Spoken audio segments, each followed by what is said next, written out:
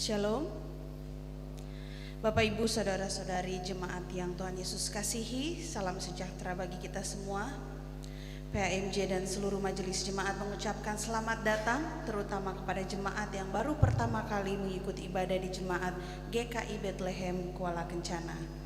Apabila Bapak, Ibu, Saudara-saudari akan menetap di Kuala Kencana dan ingin mendapatkan pelayanan khusus atau mendaftar sebagai anggota jemaat GKI Bethlehem Kuala Kencana, silakan menghubungi majelis setempat.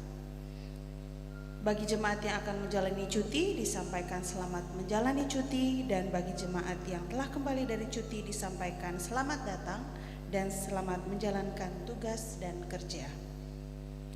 Warta Jemaat Minggu 12 Januari 2025. Yang pertama, diinformasikan kepada Bapak Ibu Saudara-saudari bahwa ibadah Minggu Subuh akan dibuka kembali pada hari Minggu tanggal 19 Januari 2025 atau minggu depan.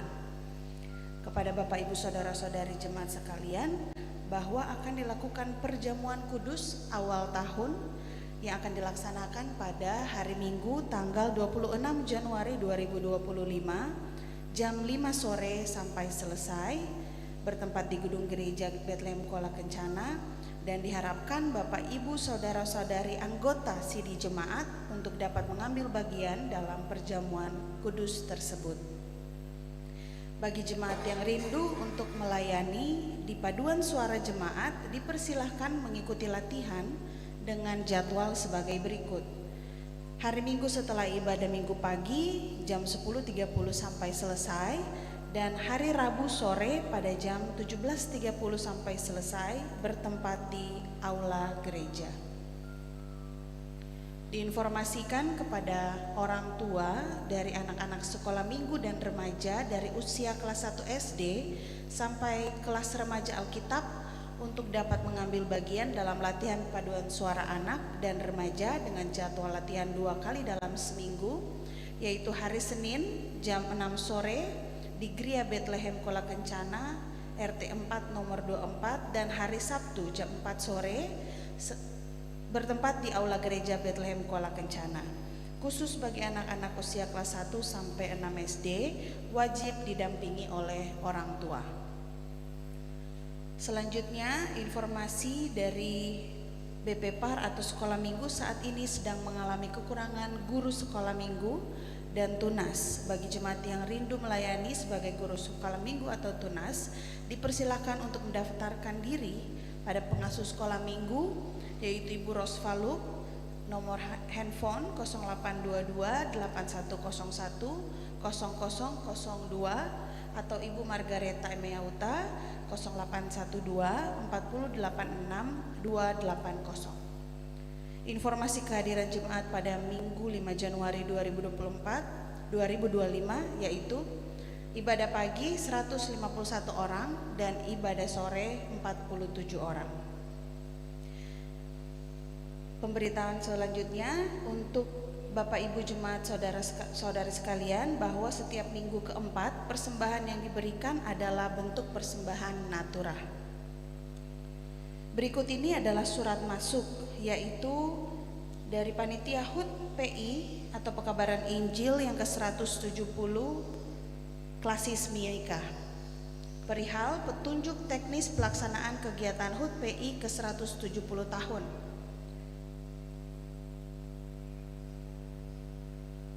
Panitia Pelaksanaan HUT PI di Tanah Papua Klasis GKI Mimika tahun 2025 dipercayakan kepada Jemaat GKI Shalom Amungsa, dan surat ini tentang pengangkatan dan pengesahan panitia. Kemudian bersama ini Panitia HUT PI 170 di Tanah Papua menyampaikan beberapa kegiatan serta petunjuk teknis untuk menjadi pedoman bersama-sama guna pelaksanaannya. Yaitu yang pertama, ada donor darah yang akan dilaksanakan pada hari Selasa tanggal 28 Januari 2025 jam 9 pagi di GKI Shalom Amungsa untuk peserta yaitu warga jemaat GKI Klasis Mimika dan simpatisan. Kegiatan yang kedua adalah Karnaval Parade Injil yang akan dilaksanakan pada hari Sabtu 1 Februari 2025 waktu jam 10 pagi sampai selesai. Tempat halaman gedung MNM Yaware, start dari halaman gedung MNM Yaware dan finish di halaman gedung MNM Yaware juga. Untuk rute akan diinformasikan selanjutnya, dan bentuk kegiatan parade kendaraan mobil dan motor. Kemudian kegiatan selanjutnya adalah perayaan atau ibadah pengucapan syukur HUT PI ke-170 yang akan dilaksanakan pada hari Rabu 5 Februari 2025 jam 9 pagi sampai selesai di tempat halaman gedung MNM Yaware, Jalan Budi Utomo. Peserta adalah warga Jemaat GKI Klasis Mimika dan tamu undangan.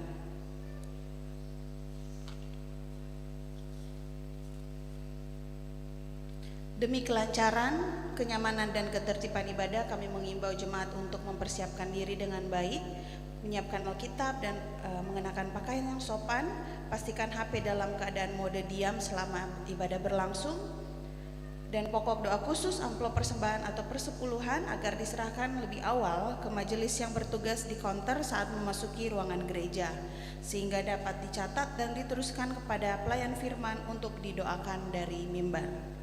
Atas nama PHMJ dan Majelis Jemaat, kami menyampaikan terima kasih kepada pelayan firman, Penetua Ferry Abdullah, Kantoria Paduan Suara Jemaat, admin Jemaat, tim multimedia, organis, supir bus, Bapak Ibu Majelis yang bertugas, dan pengisi pujian. Demikian warta pada minggu sore hari ini. Terima kasih atas perhatiannya. Selamat beribadah. Tuhan Yesus memberkati kita sekalian. Shalom.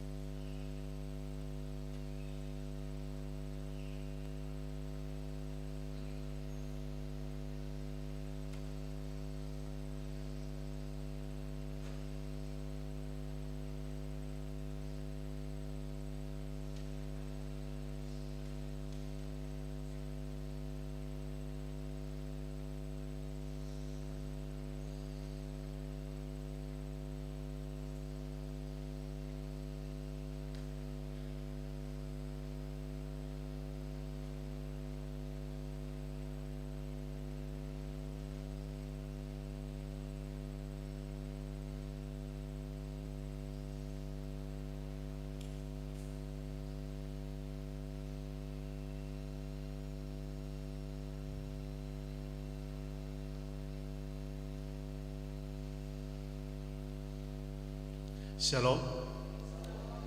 Jemaat yang dikasihi Tuhan Yesus Kristus, untuk mengawali ibadah ini, jemaat disilakan berdiri dan kita menyanyi nyanyian Kidung Jemaat nomor 1 ayat 1 dan 2. Haleluya, pujilah.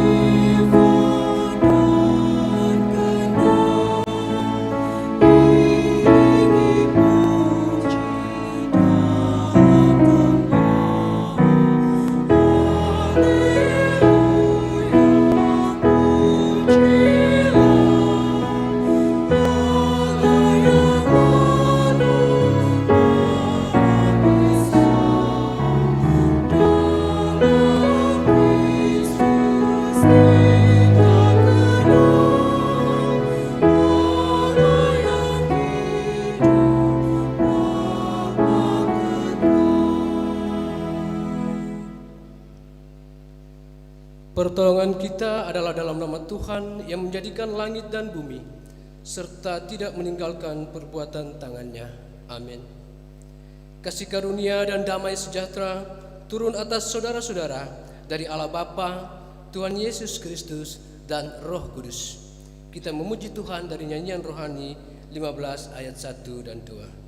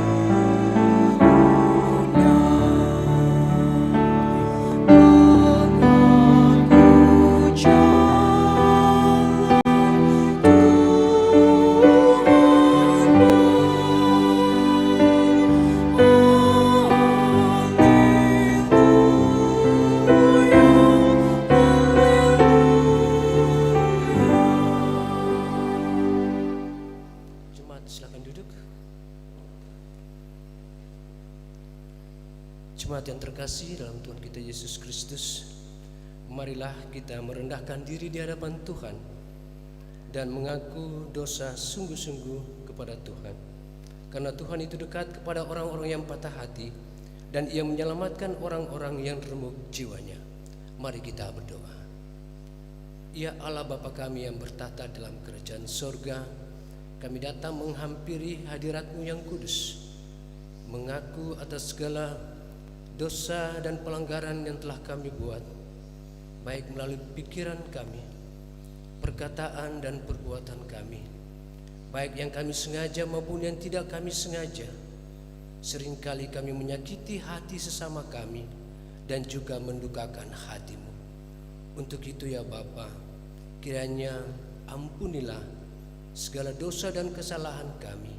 Kasihanilah kami menurut kasih setia-Mu, dan Kau senantiasa mengajarkan kepada kami untuk hidup seturut dengan kehendak-Mu. Di dalam nama Yesus yang adalah Tuhan dan Juru Selamat kami berdoa. Amin. Kita kembali bernyanyi dari nyanyian rohani 138 ayatnya yang ketiga.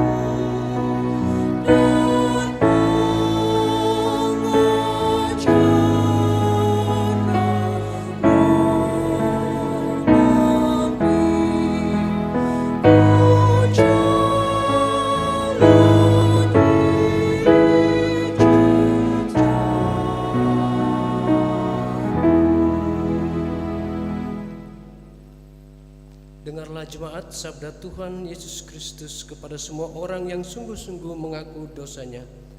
Karena begitu besar kasih Allah akan dunia ini, sehingga Ia telah mengeruniakan anaknya yang tunggal, supaya setiap orang yang percaya kepadanya tidak binasa, melainkan beroleh hidup yang kekal.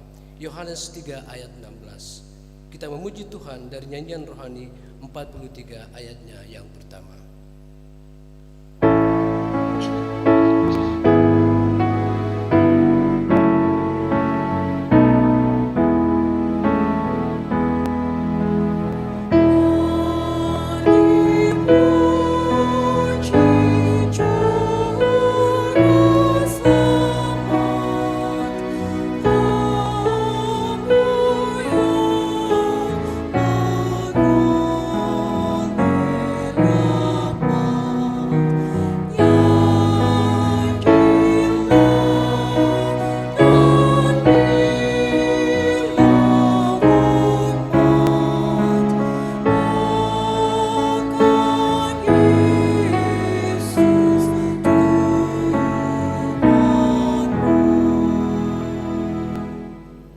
Saya undang bangkit berdiri.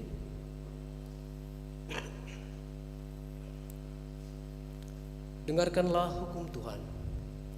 Kasihilah Tuhan Allahmu dengan segenap hatimu, dan dengan segenap jiwamu, dan dengan segenap akal budimu. Itulah hukum yang terutama dan yang pertama.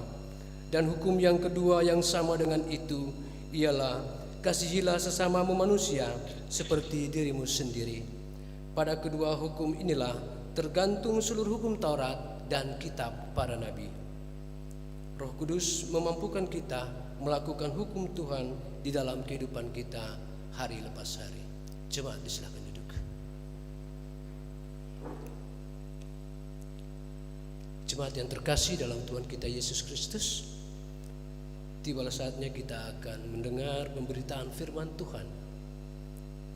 Kita menyiapkan pembacaan Alkitab kita yang terambil dari 1 Korintus pasal 1 ayatnya yang ke-18 hingga ayatnya yang ke-31.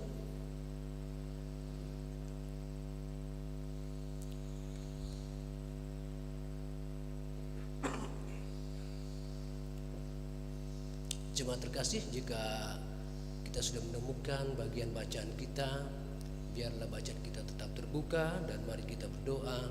Kita meminta hikmat daripada Roh Kudus agar kita dimampukan untuk memahami firman Tuhan ini.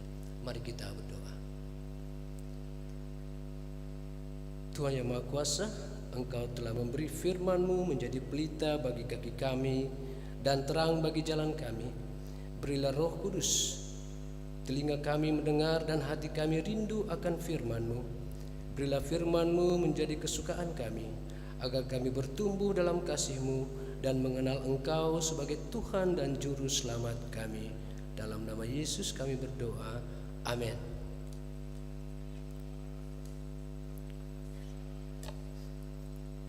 Kita akan mendengar pembacaan firman Tuhan. Saya akan membacakannya buat jemaat sekalian, yang terambil dari surat Rasul Paulus yang pertama kepada jemaat di Korintus, pasalnya yang pertama ayat 18 hingga ayatnya yang ke-31.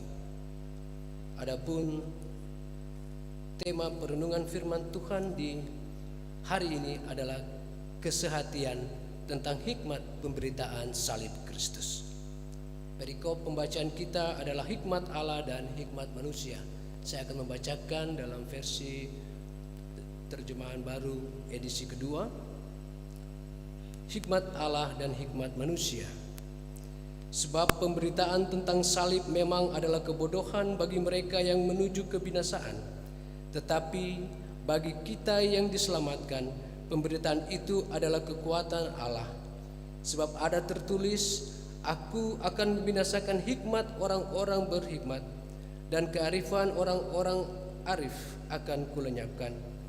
Di manakah orang yang berhikmat? Di manakah ahli Taurat? Di manakah pembantah dari dunia ini? Bukankah Allah telah membuat hikmat dunia ini menjadi kebodohan? Sebab karena dunia dalam hikmat Allah tidak mengenal Allah oleh hikmat, Allah berkenan menyelamatkan mereka yang percaya oleh kebodohan pemberitaan Injil. Orang-orang Yahudi menghendaki tanda dan orang-orang Yunani mencari hikmat. Tetapi kami memberitakan Kristus yang disalibkan, untuk orang-orang Yahudi suatu batu sandungan, dan untuk orang-orang bukan Yahudi suatu kebodohan. Tetapi untuk mereka yang dipanggil, baik orang Yahudi maupun orang bukan Yahudi, Kristus adalah kekuatan Allah dan hikmat Allah. Sebab yang bodoh dari Allah lebih bijak daripada manusia, yang lebih bijak sana daripada manusia, dan yang lemah dari Allah lebih kuat daripada manusia. Saudara-saudara, ingatlah bagaimana keadaan kamu ketika kamu dipanggil menurut ukuran manusia. Tidak banyak orang yang bijak, tidak banyak orang yang berpengaruh, tidak banyak orang yang terpandang. Tetapi apa yang bodoh bagi dunia dipilih Allah untuk mempermalukan orang-orang yang berhikmat, dan apa yang lemah bagi dunia dipilih Allah untuk mempermalukan apa yang kuat. Apa yang tidak terpandang dan yang hina bagi dunia, bahkan apa yang tidak berarti, dipilih Allah untuk meniadakan apa yang berarti, supaya jangan ada seorang manusia pun yang memegahkan diri di hadapan Allah. Namun oleh Dia kamu berada dalam Kristus Yesus, yang oleh Allah telah menjadi hikmat bagi kita. Ia membenarkan, menguduskan, dan menebus kita. Karena itu, seperti ada tertulis, siapa yang bermegah, hendaklah ia bermegah di dalam Tuhan. Demikian firman Tuhan.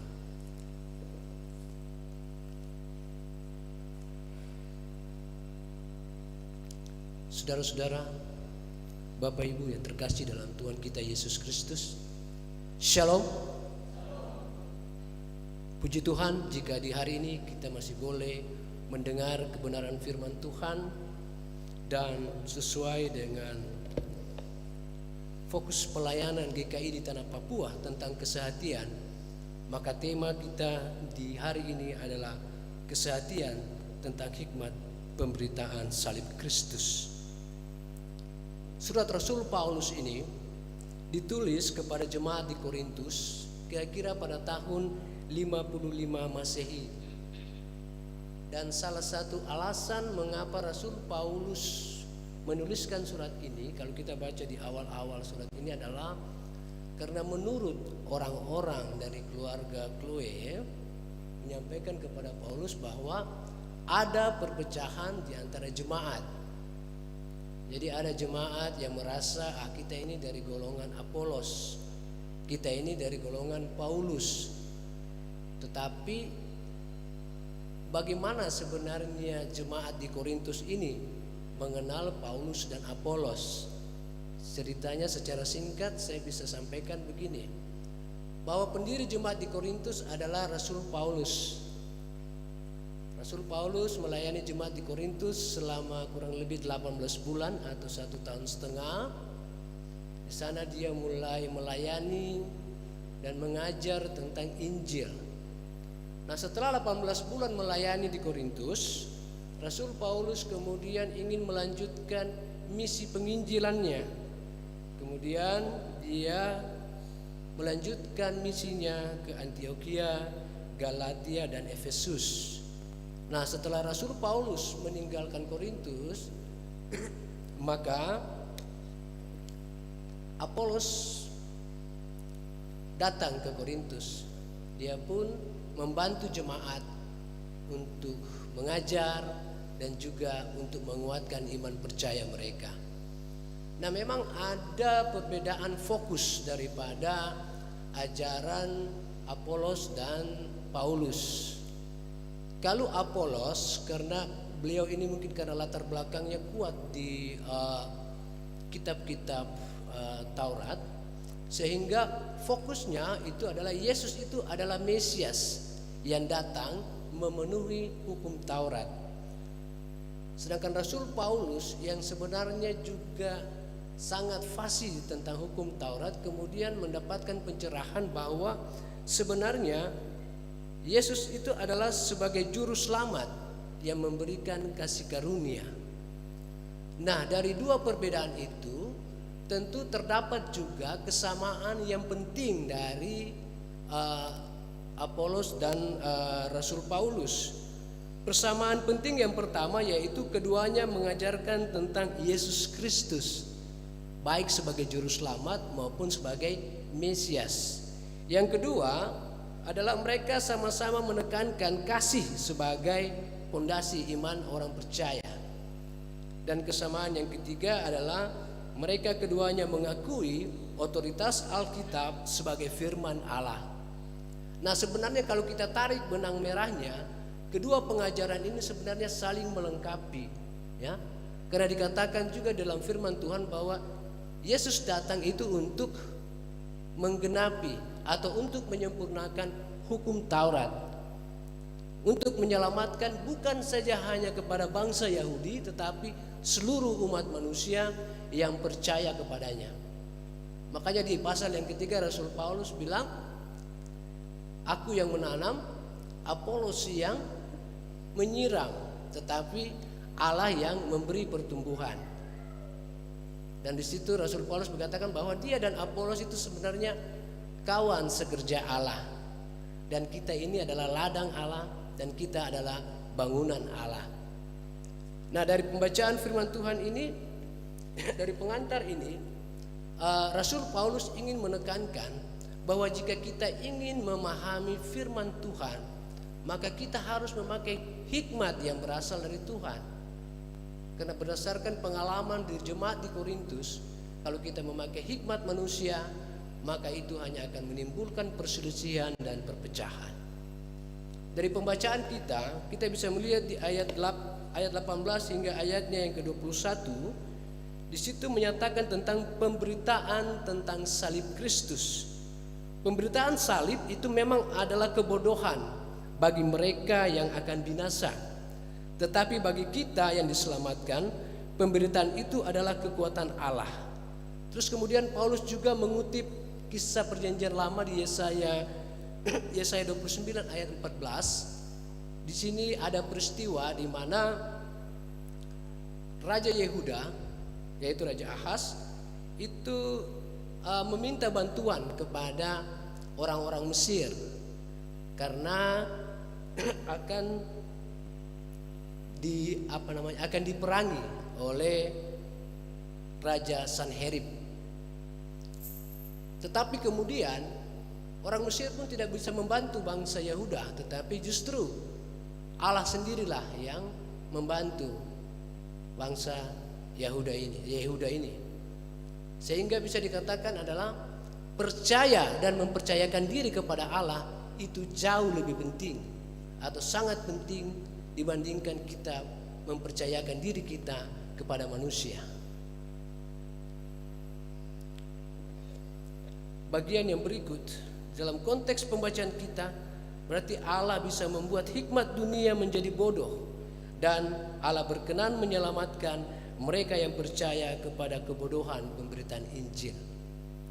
Kemudian di ayat ke-22 dan 25 di situ menjelaskan tentang respon pemberitaan salib. Kalau kita baca di situ ada 3 respon ya. Pertama respon dari orang Yahudi. Orang Yahudi itu sukanya minta tanda, sukanya minta lihat mujizat. Ya, ini bukan sesuatu yang baru karena memang bangsa ini kan lahir dari tanda-tanda, lahir dari mujizat-mujizat. Kemudian penyaliban Yesus itu adalah batu sandungan bagi mereka. Kenapa demikian? Karena selama hidup Tuhan Yesus selama 3 tahun melakukan pelayanan di tengah-tengah bangsa Yahudi ini, bangsa yang tegar tengkuk ini. Kurang apa lagi Yesus memberikan tanda-tanda? Ya kan? Tanda pertama Tuhan mengubah air menjadi anggur. Ya kan? Tuhan menyembuhkan orang sakit. Sakit apa saja Tuhan sembuhkan. Yang lumpuh berjalan, tuli mendengar, buta melihat, yang bisu berbicara. Tuhan Yesus juga bisa memerintah alam, bisa menghardik badai lalu badai itu tenang. Tuhan Yesus juga membangkitkan orang mati. Tetapi orang-orang yang tahu semua itu, orang-orang Yahudi yang sudah melihat semua itu, justru pada akhirnya mereka yang berteriak juga kepada Yesus, salibkan dia, salibkan dia. Nah, inilah yang menjadi batu sandungan. Bagaimana mungkin mereka percaya bahwa Yesus yang mereka salibkan itu adalah Mesias, anak Allah yang hidup. Sehingga sampai sekarang inilah yang menjadi batu sandungan bagi orang-orang Yahudi untuk percaya kepada Kristus. Terus kemudian tanggapan daripada orang-orang Yunani. Orang Yunani pada masa itu kan orang-orang yang pintar-pintar ya. Filsuf itu yang hebat kan berasal dari situ tuh. Kemudian orang Yunani ini mereka itu suka mencari hikmat ya, dan menganggap kebangkitan ataupun penyaliban itu suatu kebodohan. Karena apa? Karena mereka lebih mengandalkan kebijakan manusia dan logika. Kalau termasuk akal dan terpercaya. Kemudian juga mereka berpikir bahwa orang mati terus bangkit itu tidak ada di dalam kamus kepercayaan mereka.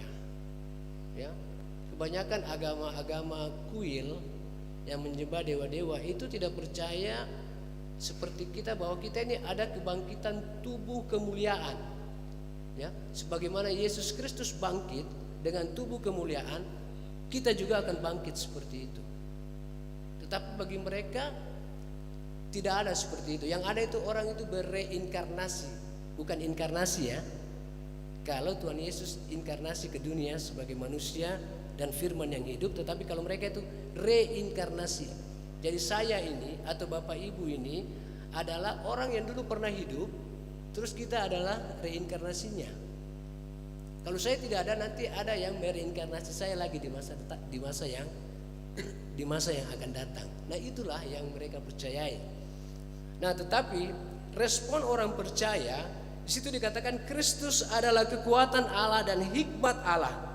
Sebab yang bodoh dari Allah lebih besar hikmatnya daripada manusia, dan yang lemah dari Allah lebih kuat daripada manusia. Nah, ayat yang ke-26 hingga ayat yang ke-29 di situ menggambarkan situasi jemaat Korintus pada masa mula-mula mereka mulai menerima pengajaran-pengajaran dari Rasul Paulus tentang Injil. Waktu itu orang biasa-biasa saja, ya. Alkitab katakan di situ bahwa tidak banyak orang yang bijak, tidak banyak orang berpengaruh, dan tidak banyak orang yang terpandang. Tetapi yang bodoh bagi dunia dipilih Allah untuk memalukan orang-orang berhikmat. Kemudian yang lemah bagi dunia dipilih Allah untuk memalukan apa yang kuat. Yang tidak terpandang, yang hina, dan yang tidak berarti dipilih Allah untuk meniadakan yang berarti. Supaya apa? Supaya jangan ada satu orang pun yang menyombongkan diri di hadapan Allah, karena itu bukan hasil usaha kita semata. Dua ayat yang terakhir, ayat ke-30 dan 31 di situ mengajarkan hendaklah kita bermegah di dalam Tuhan. Orang percaya berada di dalam Kristus Yesus, kita menerima hikmat dari Allah dan kita dibenarkan. Kita dibenarkan itu bukan dengan jeripaya kita, tetapi itu cuma-cuma, granted, free. Adakah orang yang bayar di sini untuk bisa diselamatkan? Ada yang bisa bayar Tuhan untuk dibenarkan? Tidak ada, ya. Materi apapun yang kita punya tidak pernah bisa mampu membayar Tuhan agar kita dibenarkan. Namanya Tuhan butuh apa dari kita? Matahari dia punya, bulan dia punya, bintang dia punya, dunia dan segala isinya pun ini dia punya. Sehingga kita sebagai orang percaya hendaknya kita pun harus menyadari bahwa selain kita sudah dibenarkan, kita juga dikuduskan. Dikuduskan itu artinya kita dipisahkan. Kita dipisahkan dari hawa nafsu dunia ini, kita dipisahkan dari dosa, sehingga kita itu dinyatakan kudus di hadapan Allah. Iya kan? Cuma kadang kita jemaat ini suka main di area yang abu-abu. Iya toh? Kadang kudus, kadang kudis, ya. Hari ini kudus, besok kudis. Padahal kita ini sudah dikuduskan oleh Allah. Hal berikut adalah karena kita telah dikuduskan dan Allah telah memilih kita menjadi miliknya dan Dia menebus kita untuk menyelamatkan kita. Sebab itu kita bermegah dan berbangga bukan karena kita yang hebat, bukan karena kita yang jago, tetapi kita bermegah di dalam Tuhan. Bapak Ibu saudara-saudara jemaat kekasih, dari firman Tuhan ini ada beberapa hal penting yang bisa kita bawa pulang di hari ini. Pertama yaitu di dalam memasuki pelayanan tahun 2025, tema besar GKI di Tanah Papua yaitu kesehatian. Maka semua warga jemaat dalam segala aktivitas, dalam setiap pekerjaan dan pelayanan itu harus menjalaninya dengan prinsip kesehatian, sehingga kita bisa saling menghormati satu dengan yang lain, membangun pelayanan bersama, saling merangkul dan saling menghargai satu dengan yang lain. Kita tidak bisa menganggap kita saja yang hebat, kita saja yang pintar, kita saja yang menguasai pelayanan ini, tidak, ya. Tetapi kita harus saling menghargai, mengakui kelebihan orang lain, kekurangan kita, sebaliknya. Setiap manusia punya kelebihan dan kekurangan. Untuk itu kita harus berhati-hati di dalam bersikap, hati-hati dalam bertindak, dan hati-hati dalam berbicara. Karena kadang-kadang kita salah bicara, pelayanan ini hancur. Ya kan? Kadang ada yang tersinggung di dalam pelayanan, sehingga saudara mau datang lagi melayani. Ada yang tersinggung di majelis atau pendeta, pindah gereja. Untuk itulah kita perlu kesehatian. Berikut adalah ketika kita kehilangan roh kesehatian itu, maka kita gagal mencapai tema kita tadi, yaitu bagaimana kita memberitakan salib Kristus kepada orang lain.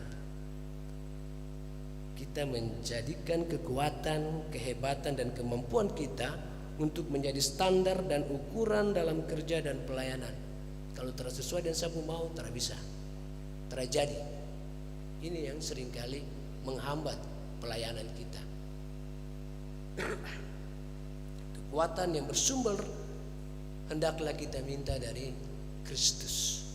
Karena kekuatan yang bersumber dari Kristus itu akan membuat kita lebih rendah hati, membuat kita saling menghormati, saling menghargai, dan saling mengakui satu sama yang lain.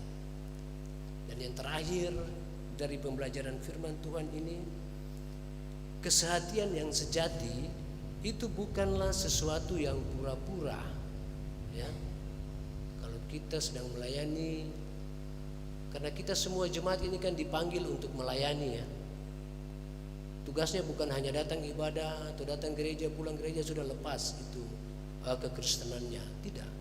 Semua orang dipanggil untuk melayani Tuhan melalui setiap aktivitas, setiap pekerjaan, dan setiap pelayanannya. Nah, di dalam melakukan semua itu kita tidak boleh berpura-pura.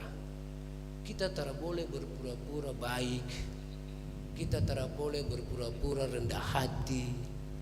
Kita tidak boleh berpura-pura menolong orang lain. Karena apa? Kalau semuanya itu ditutup dengan kata pura-pura, pada suatu saat nanti ketika kita sudah tidak dihargai atau kita merasa tidak dihargai, kita merasa tidak dihormati, kemudian kita akan menjadi pribadi yang sebaliknya. Kita sudah tidak mau tahu lagi dengan orang lain. Kita sudah tidak mau mengasihi orang lain. Kita jadi pribadi yang egois, ya kan? Kita meninggalkan pelayanan.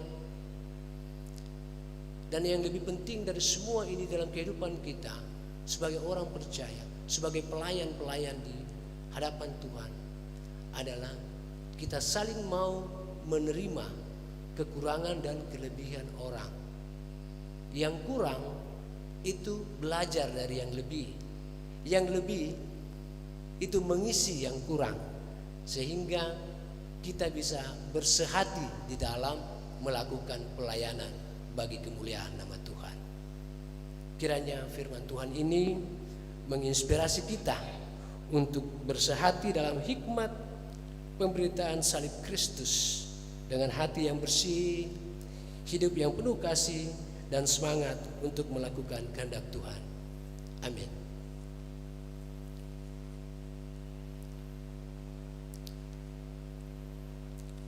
Kita akan mempersiapkan persembahan kita. Untuk itu dengarlah firman Tuhan yang terambil dari 2 Korintus 8 ayat 12. Sebab jika kamu rela untuk memberi, maka pemberianmu akan diterima. Kalau pemberianmu itu berdasarkan apa yang ada padamu, bukan berdasarkan apa yang tidak ada padamu. Mengiringi persembahan kita akan bernyanyi dari nyanyian rohani nomor 45 ayat 1 hingga persembahan selesai dijalankan. Tuhan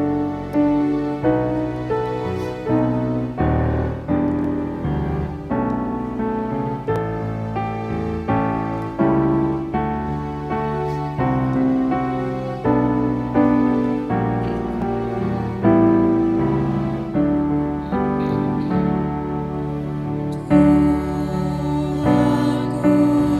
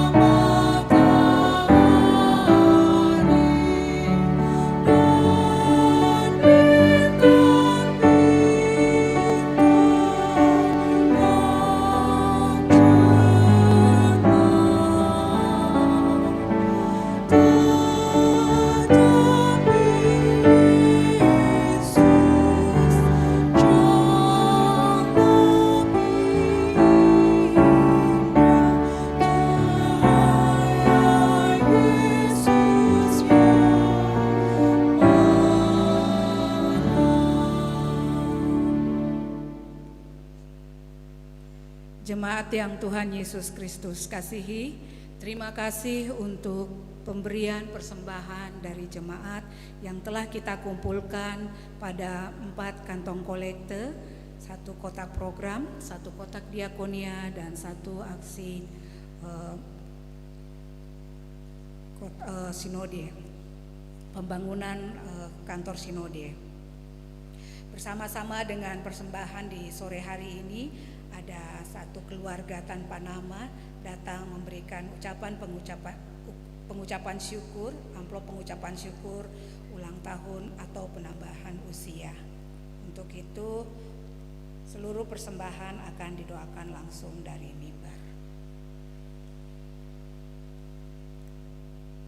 Mari kita berdoa untuk persembahan yang telah kita kumpulkan. Ya Allah Bapa yang bertata dalam kerajaan surga, kembali kami datang menghampiri kehadirat-Mu yang kudus. Kami mengucap syukur terima kasih Bapa atas kebenaran firman yang telah Engkau sampaikan, telah Engkau perdengarkan di dalam kehidupan kami. Dan di saat ini ya Bapa, jemaat-Mu telah membawa persembahan, baik yang ada melalui kantong-kantong kolekte, tetapi juga kotak-kotak yang telah disediakan, tapi juga ada yang membawa persembahan khusus untuk merayakan hari ulang tahun. Biarlah kiranya ya Bapa, Engkau mau menerima persembahan kami ini. Engkau menerima persembahan umat-Mu yang bersyukur atas ketambahan usia di dalam kehidupannya. Biarlah kiranya ya Bapa, berkat yang berasal daripada Engkau senantiasa ada di dalam kehidupan jemaat-Mu. Lebih daripada itu ya Bapa, Engkau mau menerima hidup dan kehidupan kami sebagai persembahan yang hidup dan berbau harum di hadapan-Mu. Di dalam nama anak-Mu Tuhan kami Yesus Kristus kami berdoa, amin.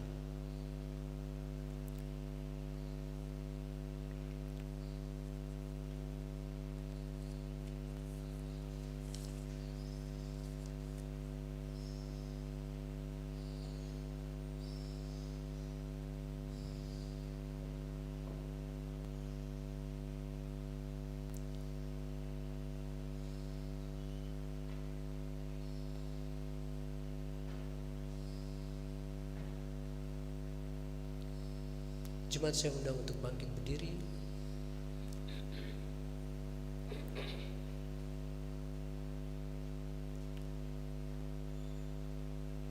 Di dalam persekutuan dengan gereja Tuhan dari segala zaman dan di segala tempat, kita mengaku kepercayaan kita sesuai pengakuan iman Nicea Konstantinopel dan berkata, Aku percaya kepada Allah Bapa yang Maha Kuasa, Pencipta langit dan bumi, segala yang kelihatan dan yang tidak kelihatan, dan kepada satu Tuhan, Yesus Kristus anak Allah yang tunggal, yang lahir dari Sang Bapa sebelum segala zaman, Allah dari Allah, terang dari terang, Allah yang sejati dari Allah yang sejati, diperanakan bukan dibuat, sehakikat dengan Sang Bapa, yang dengan perantaraannya segala sesuatu dibuat, yang telah turun dari sorga untuk kita manusia dan untuk keselamatan kita, dan menjadi daging dan oleh Roh Kudus dari anak darah Maria, dan menjadi manusia yang disalibkan bagi kita,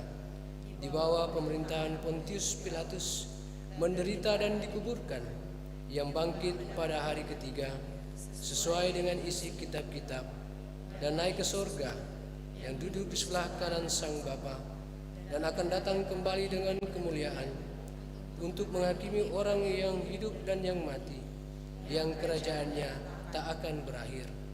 Aku percaya kepada Roh Kudus, yang adalah Tuhan dan yang menghidupkan, yang keluar dari Sang Bapa dan Sang Anak, disembah dan dimuliakan, yang telah berfirman dengan perantaraan para nabi.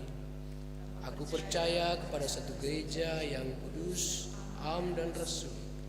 Aku mengaku satu baptisan untuk pengampunan dosa. Aku menantikan kebangkitan orang mati dan kehidupan di zaman yang akan datang. Kita bernyanyi dari nyanyian rohani 82, bait pertama dan ketiga.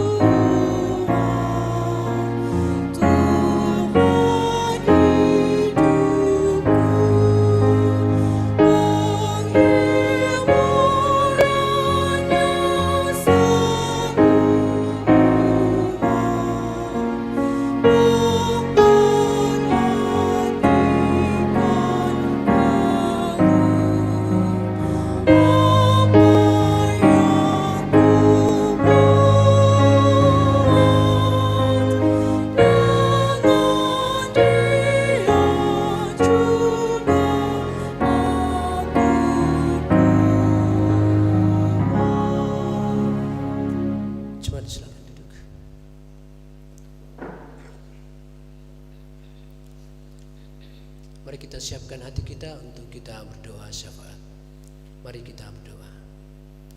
Ya Allah Bapa kami yang bertata dalam kerajaan surga, Bapa yang kami sembah, kami sapa di dalam nama anak-Mu Tuhan kami Yesus Kristus, dengan perantaraan Roh-Mu yang kudus yang diam di dalam kehidupan kami. Di dalam ibadah di sore hari ini ya Bapa, kami mengucap syukur dan berterima kasih karena Engkau baik di dalam kehidupan kami.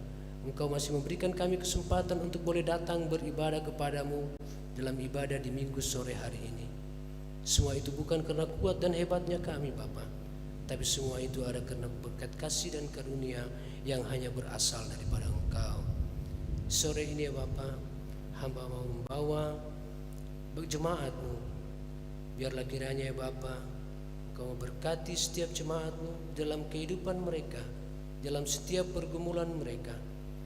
Hamba berdoa untuk kesehatan. Biarlah kiranya ya Bapa, Engkau berikan jemaat-Mu ini kesehatan yang baik, kekuatan yang baik, agar mereka mampu menjalani kehidupan mereka hari lepas hari dengan baik.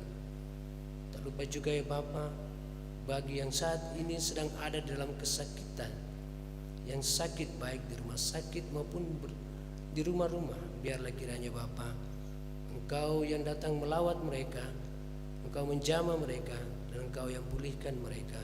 Berkati setiap obat-obatan, berkati setiap peralatan dan para medis yang melayaninya ya Bapa. Ya Allah Bapa yang bertata dalam kerajaan surga, hamba juga membawa permohonan jemaat-Mu yang berdoa untuk masa depan anak-anak mereka. Biarlah kiranya Bapa, Engkau yang menjaga keluar masuk setiap anak-anak yang ada di dalam jemaat-Mu. Walaupun ada yang bersekolah jauh dari mereka, yang tidak bersama-sama dengan kami di job site ini, tapi kami yakin dan percaya Bapa, Engkau yang menjaga keluar masuk anak-anak kekasih ini. Ya Allah Bapa yang bertata dalam kerajaan surga, hamba juga berdoa untuk setiap pekerjaan, untuk setiap usaha yang dijalankan atau dilakukan oleh setiap jemaat-Mu. Biarlah kiranya Engkau mau memberkati jemaat-Mu ya Bapa, agar apa yang dilakukan oleh tangan mereka Engkau buat itu menjadi berhasil. Ya Allah Bapa yang bertata di dalam kerajaan surga, setiap pergumulan jemaat-Mu yang dimana mereka berdoa di dalam hati mereka masing-masing kepadamu ya Bapa, biarlah kiranya Engkau mendengar setiap seruan hati mereka ya Bapa, dan Engkau mengabulkan semua itu seturut dengan kehendak-Mu. Ya Allah Bapa yang bertata dalam kerajaan surga, hamba juga berdoa untuk setiap hamba-hamba-Mu yang mengangkat pelayanan di hari Minggu ini, baik pendeta, penatua syamas, tim musik gereja, konstor, sopir bis, admin gereja. Biarlah kiranya ya Bapa, Engkau yang menjaga melindungi mereka, berikan kesehatan selalu, agar mereka senantiasa melayani Engkau dengan penuh sukacita. Ya Allah Bapa yang bertata dalam kerajaan surga, hamba juga berdoa di mana tempat jemaat-Mu ini bertinggal, baik di Kuala Kencana atau dimanapun mereka tinggal Bapa, Engkau yang menjaga tempat tinggal mereka, jauhkan dari segala mara bahaya dan juga bencana-bencana yang dapat merugikan jemaat-Mu ini ya Bapa.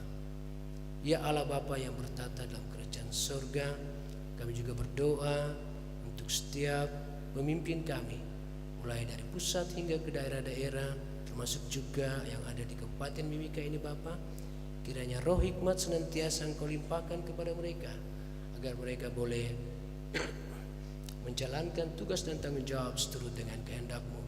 Demikian juga untuk setiap pemimpin yang ada di perusahaan, baik di PT Freeport Indonesia, kontraktor maupun privatisasi, hikmat kebijaksanaan senantiasa Engkau berikan kepada mereka, agar apapun yang mereka putuskan, semua itu hanya untuk hormat dan kemuliaan nama-Mu. Ya Allah Bapa yang bertata kerajaan surga, di saat ini hamba mengajak setiap jemaat-Mu untuk berdoa sesuai dengan doa yang telah Kau ajarkan kepada kami. Bapa kami yang di surga, dikuduskanlah nama-Mu, datanglah kerajaan-Mu, jadilah kehendak-Mu di bumi seperti di surga. Berikanlah kami pada hari ini dan kami yang secukupnya, dan mengampuni kami kesalahan kami, seperti kami juga mengampuni orang yang bersalah kepada kami. Dan janganlah membawa kami ke dalam pencobaan, tapi lepaskan kami dari keranjaan, karena Engkau lah yang punya kerajaan dan kuasa dan kemuliaan sampai selama-lamanya. Amin.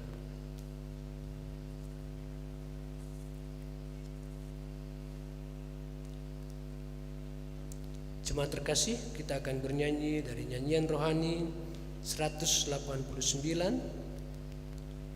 Ayat pertama kita akan menyanyikan dalam keadaan duduk, dan ayat kedua kita akan menyanyi dalam keadaan berdiri. Serikat persaudaraan.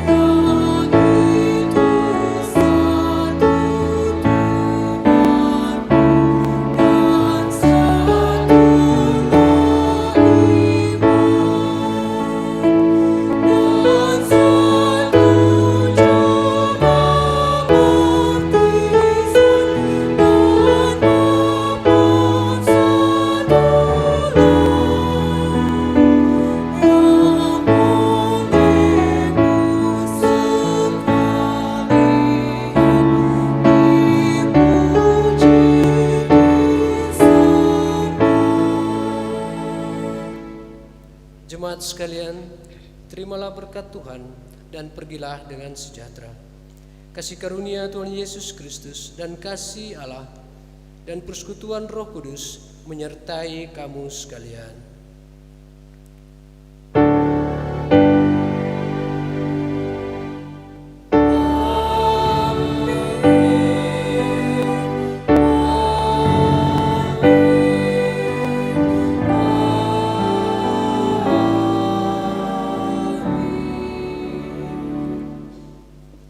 Ibadah kita sudah selesai, silakan jemaat duduk untuk bersaat teduh.